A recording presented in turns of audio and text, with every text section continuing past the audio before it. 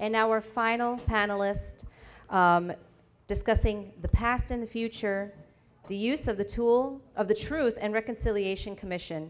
We have Meredith Carbonell from Columbia University. Good afternoon, everyone. My name is Meredith, and I'm going to briefly talk a little bit about Truth and Reconciliation Commission and using 3 case studies to explain, and then briefly talk about, is there a future in using Truth and Reconciliation Commissions? So the first thing is, what is a Truth and Reconciliation Commissions? It is a process of restorative justice, so that idea of not necessarily punishing a perpetrator for a crime, but really trying to restore the relationships of the victim and the perpetrator, or really restoring the perpetrator back into society in a way. So Truth and Reconciliation Commissions have been used around the world, and their purpose is to discover the truth and revealing the past wrongdoings that might have been done by a state or a non-state actor. So my first case study is going to be El Salvador, which is located in Central America. Here's the map, you can see. And a little bit about the background of why a Truth Commission was established in El Salvador was that civil war plagued the country of El Salvador for about 12 years. And the civil war was between the military and a rebel group called FMLN, which stands for Faraborno Martin National Liberation Front. And the civil war really stemmed from a class war. The idea that there was economic inequalities, fragile elections, as well as repression and violence. El Motozo was a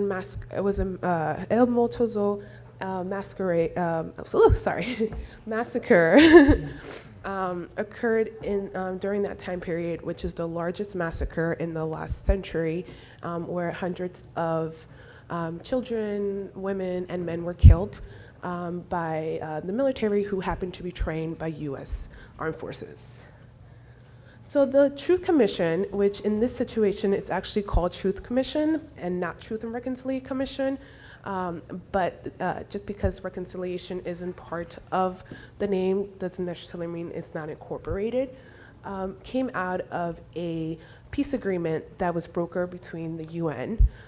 So the commission itself was designed by international intervention. And as a result, there was really no Salvadorians that made part of the commission. The members of the commissions were selected by the UN, and in this case, the former Colombian president, Belisario Bentaco, was the chair commission. Also, the commission was fairly short. It lasted about 8 months. Some of the findings was that most of the acts of violence occurred by the state. It is estimated 85% were done by the state, while 5% were attributed to the rebel group, FMLN. Some of the other findings was that both parties, the government as well as the rebel force, were bound to follow the rules of international law and did not.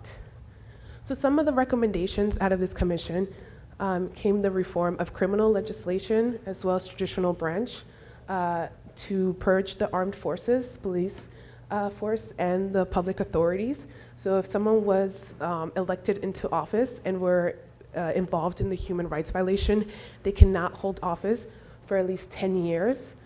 And the commission was also supposed to provide a material and moral reparation to the victims.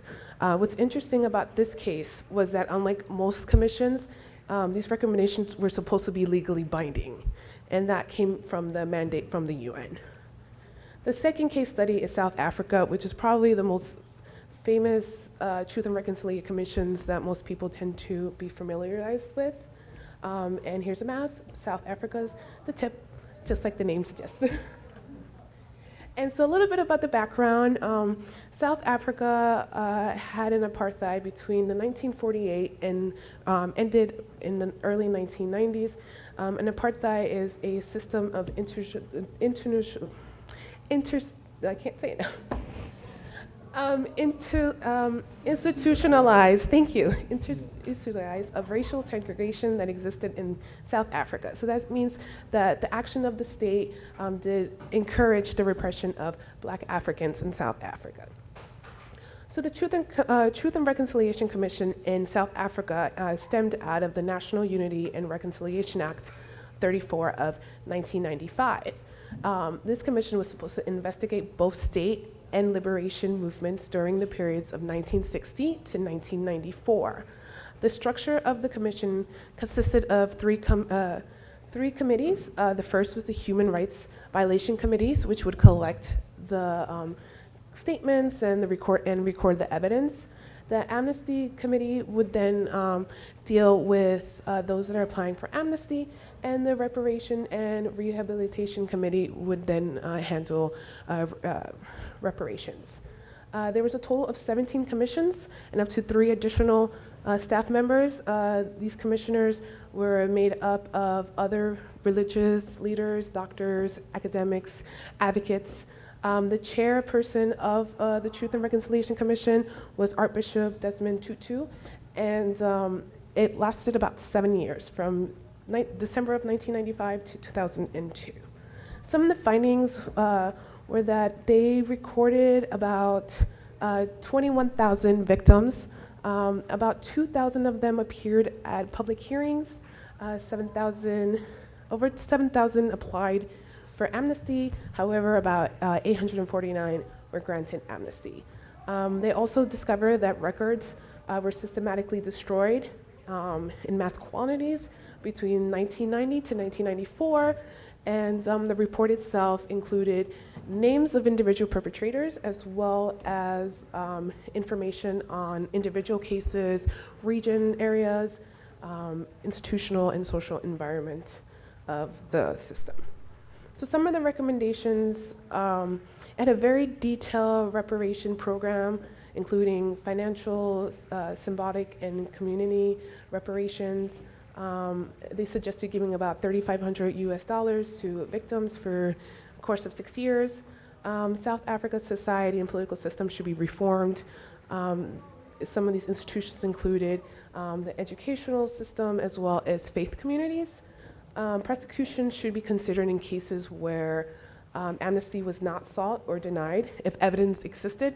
And lastly, the commission should work on preserving and archiving its documents. Lastly, the last case study is Canada, which is our neighbor to the north. And a little bit of background about the Canadian government is that in the 1800s, they started establishing residential schools. So the population that would identify themselves as Aboriginals or first generations would be, the children would be removed out of their homes and into these schools. And many have argued that the events of the actions of the government is considered a cultural genocide because you're preventing future generations from maintaining their culture and not letting them pick up the language, etc. So the Truth and Reconciliation Commission in Canada came out of one of the largest class action settlement in Canada, which was the India Residential School Settlement Agreement. Oh, I don't know why those are different colors. The Truth and Reconciliation Commission in Canada lasted about 6 years, and they traveled throughout the country. The people that made up the commissions were a mix of people that consider themselves Aboriginals, like the chief, and then other experts such as justices. And the final report was published in December 2015. Some of the findings, the documents that the commission documented the experiences of approximately 150,000 Canadian residential school students.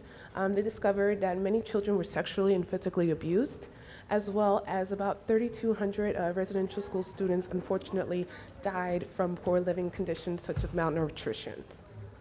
So some of the recommendations, as you can see, it was 94, so it's quite intensive, but a lot of the recommendation dealt with improving the lives of the Indigenous population in Canada. And this included Indigenous access to post-secondary education, reduce the number of Indigenous children in foster care, and as well as increase funding for Aboriginal programs through the radio. So for the future, do Truth and Reconciliation Commission, is there a place for Truth and Reconciliation Commissions? Well, many might argue that we already have an international court, and that's the International Criminal Court.